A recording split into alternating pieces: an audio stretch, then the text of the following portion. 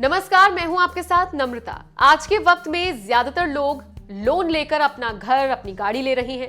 पिछले कुछ सालों में लोन लेकर अपना काम करने का चलन बढ़ गया है, लेकिन लोन की आड़ में लोगों को ठगने और उन्हें परेशान करके मानसिक तौर पर प्रताड़ित करने की खबरें भी काफी सामने आ रही हैं।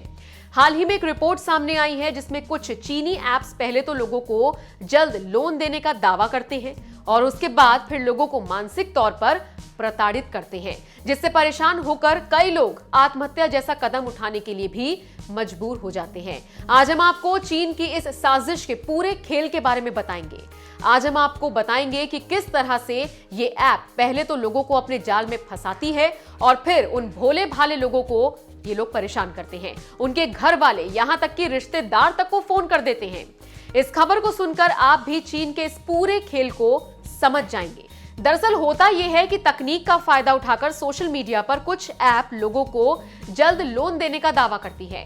ये ऐप्स लोगों को अपने जाल में फंसाने के लिए कई तरह के हथकंडे अपनाते हैं, जैसे पब्लिक प्लेस में विज्ञापन देना, बल्क में इमेज और मैसेजेस करना, बिना डॉक्यूमेंट्स के फटाफट लोन देने जैसे दावे करके ये कंपनियां लोगों को लालच देती हैं। जबकि अगर आप किसी बैंक से लोन लेने के लिए जाएंगे तो आपको पहले कागजी कार्रवाई पूरी करनी होती है, उसके बाद आपको लोन मिलता है। लेकिन ये धोखेबाज कंपनियां आपको बिना किसी कागजी कार्रवाई के लोन देने के वादे करती हैं। बड़ी बात यह है कि इस तरह के ऐप्स आपसे इनकम संबंधी भी कोई जानकारी नहीं लेते।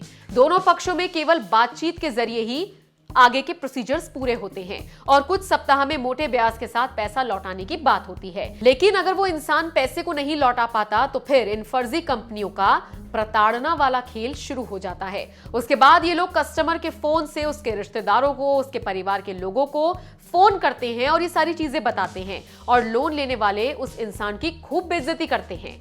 एक रिपोर्ट में सामने आया है कि इस तरह के ऐप से लोन लेने वाले लोगों में ज्यादातर लोग नौजवान हैं, जो अपने खर्चे चलाने के लिए इस तरह के ऐप के बहकावे में आ जाते हैं और जब लोग वक्त पर लोन नहीं चुका पाते हैं तो फिर ये ऐप वाले उनको मानसिक तौर पर प्रताड़ित करते हैं। कुछ लोग तो इन बच्चों को परिवार से बताने की धमकी देकर ब्लैकमेल भी करते हैं। आपको बता दें, हाल ही में नवंबर के महीने में प्ले स्टोर से ऐसे ही 5 ऐप्स को हटाया गया था। इनके नाम ओके कैश, गो कैश, फ्लिप कैश, ई कैश और स्नैप लोन है। तो दोस्तों, लोन के नाम पर हो रहे इस फर्जीवाड़े से बचें। इस तरह के ऐप से लोन लेने से पहले पूरी जानकारी लें। ये भी देख लें कि ये लोग केवाईसी का पालन कर रहे हैं या नहीं। अगर कोई आपको बिना किसी डॉक्यूमेंट के लोन देने का दावा करता है तो इस तरह के लोगों और कंपनियों से सावधान रहें। वैसे इस तरह के डिजिटल मामलों को रोकने के लिए आरबीआई भी सतर्क है। आरबीआई ने बैंकों और गैर बैंकिंग वित्तीय संस्थानों को कहा है कि डिजिटल प्लेटफॉर्म के जरिए उधार देने के लिए नियमों का पालन करें। हैरानी की बात तो यह है कि बैंक जहां 7 से 12% के ब्याज पर लोन देता है, तो ये लोग अपना लोन 60 से 80% के ब्याज पर लोन देते हैं। इनका लोन कुछ हफ्तों के लिए होता है, जिसे ज्यादातर लोग नहीं चुका पाते और फिर उन्हें परेशानी उठानी पड़ती है। तो दोस्तों, सावधान रहें, सतर्क रहें। आपका हमारी इस खबर पर क्या कहना है? क्या आपके साथ भी कभी इस तरह का काम हुआ है? हमें कमेंट करके जरूर बताएं।